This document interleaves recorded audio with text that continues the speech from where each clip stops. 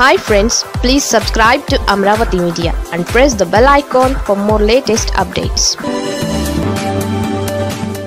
ఆ వ్యవహారంలో తీవ్ర ఒత్తిడిలో పవన్ కళ్యాణ్. శ్రీశైలంలో అటవీ శాఖ సిబ్బందిపై ఎమ్మెల్యే బుడ్డా రాజశేఖర రెడ్డి దాడి వ్యవహారంలో డిప్యూటీ సీఎం పవన్ తీవ్ర ఒత్తిడి ఎదుర్కొంటున్నట్లు చెబుతున్నారు.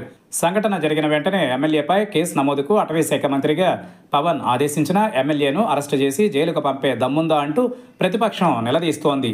ఈ దాడి ఎపిసోడ్లో ఎమ్మెల్యే బుడ్డా రాజశేఖర రెడ్డితో పాటు శ్రీశైలం నియోజకవర్గ జనసేన ఇన్ఛార్జ్ రౌతు అశోక్ని A1గా పోలీసులు నిర్ధారించారు.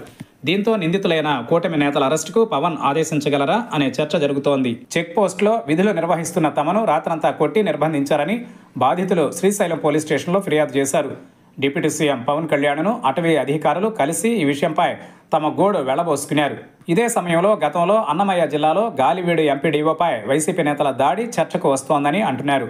గత ఏడాది డిసెంబర్లో ఎంపీడీఓ కార్యాలయంలో ఎంపీపీ ఛాంబర్ తాళాలు ఇవ్వలేదని వైసీపీ నేత సుదర్శన్ రెడ్డి ఎంపీడీఓపై దాడి చేశారు.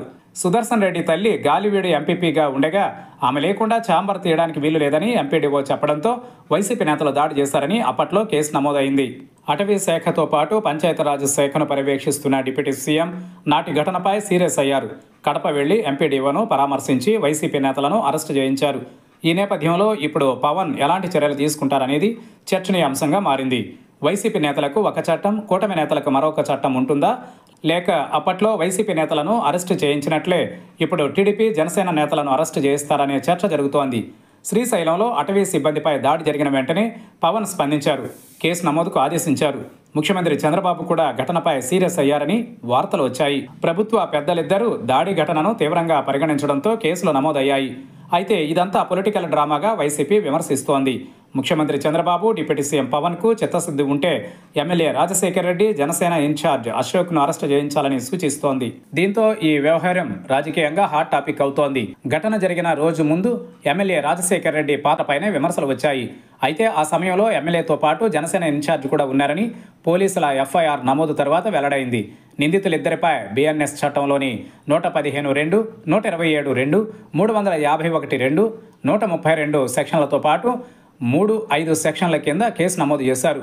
దీంతో నిందితుల అరెస్టు వరకు పోలీసులు వెళతారా, లేక ముందస్తు బెయిల్ వచ్చేలా సహకరిస్తారనే అనుమానాలు వ్యక్తమవుతున్నాయి. అయితే ఈ విషయంలో జనసేనాని పవన్ను కార్నర్ చేసేలా విపక్షం పావులు కదుపుతోందని అంటున్నారు. వాస్తవానికి ఈ కేసులో ముందు ఎమ్మెల్యే బుడ్డా పాత్ర ద్వారా సీఎం చంద్రబాబును ఇరుకున పెట్టే ప్రయత్నం చేస్తారని పరిశీలకులు భావించారు. పవన్ కూడా ఈ విషయంలో స్వేచ్ఛగా నిర్ణయం తీసుకునే అవకాశం ఉందని అనుకున్నారు. కానీ జనసేన ఇన్ఛార్జే A1 కావడంతో పవన్ రాజకీయంగా చిక్కుల్లో పడ్డారని అంటున్నారు. FIR నమోదు తర్వాత పవన్ తీసుకునే నిర్ణయమే కీలకంగా మారబోతోందని అంటున్నారు.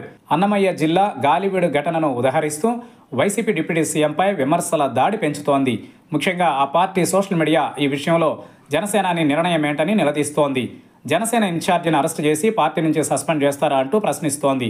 మరోవైపు జనసేన అధినేతగా పవన్ గతంలో తీసుకున్న పలు నిర్ణయాలతో తప్పు చేశారని భావిస్తే పవన్ ఉపేక్షించరని పరిశీలకులు వ్యాఖ్యానిస్తున్నారు. ఇందుకు గతంలో తిరుపతి ఇన్ఛార్జ్ కిరణ్ రాయల్, శ్రీకాళహస్తి ఇన్ఛార్జ్ వినుతను సస్పెండ్ చేసిన సంగతిని గుర్తు చేస్తున్నారు. ఇప్పుడు కూడా పవన్ ఆ దిశగా నిర్ణయం తీసుకోవచ్చని అంటున్నారు.